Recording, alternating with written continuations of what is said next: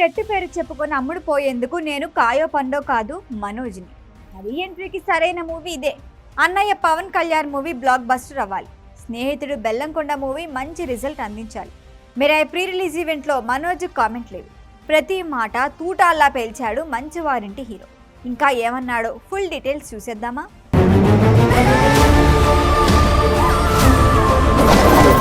తేజ సజ్జా మంచు మనోజ్తో కార్తిక్ ఘట్టంని రూపొందించిన మిరాయి మూవీ ఈ నెల 12న రిలీజ్కి సిద్ధమైంది.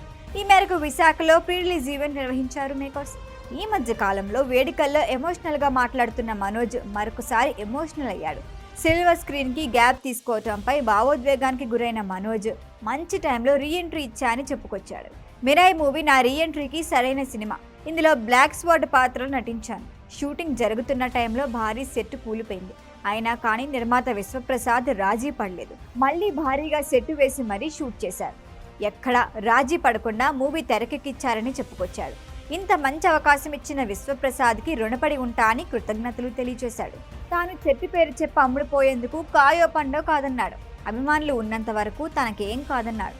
ఓసారి తేజాని కలిసినప్పుడు నీతో కలిసి నటించాలని ఉంది.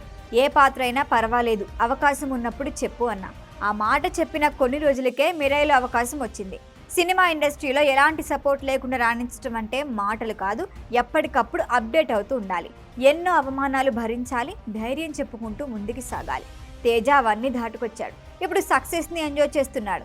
మిరాయి ఫ్రాంచైజీలో మరిన్ని సినిమాలు రావాలని కోరుకుంటున్నా అన్నాడు మనోజ్. ఈ సందర్భంగా విశాఖతో తనకున్న అనుబంధాన్ని గుర్తు చేసుకున్నాడు. ఈ సందర్భంగా విశాఖ నగరంతో అనుబంధాన్ని మనోజ్ ఫస్ట్ మూవీ దొంగది విశాఖలో షూటింగ్ జరిగింది. ఆ తర్వాత రాజుబాయ్, నేను మీకు తెలుసా, వేదం, ఈ మూవీస్ అన్ని విశాఖలోనే షూటింగ్ జరిగాయి. మళ్ళీ మిరాయి షూటింగ్ కూడా ఇక్కడే జరిగింది.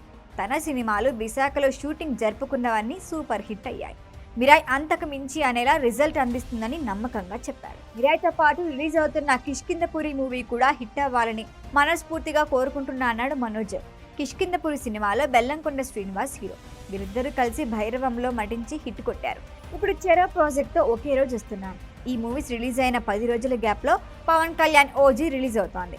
తాను ఎంతగానో అభిమానించే power star movie block buster అవ్వాలని కోరుకున్నాడు మనోజ్. ముఖ్యంగా 3 ఏళ్లుగా సినిమాలు చేయకుండా ఖాళీగా ఉండిపోయాను. ఆ సమయంలో నాకు అండగా నిలిచిన నా భార్య మోనికకు థ్యాంక్స్ అంటూ ముగించాడు మనోజ్. ప్రీ రిలీజ్ ఈవెంట్లో హీరోయిన్ రితికా నాయకర్ సహా మూవీ టీం సందడి చేసింది. ఈ వీడియో కనుక మీకు నచ్చినట్టయితే లైక్ చేయండి, షేర్ చేయండి, సబ్స్క్రైబ్ చేయండి. అలాగే పక్కనే ఉన్న బెల్ ఐకాన్ని క్లిక్ చేయండి.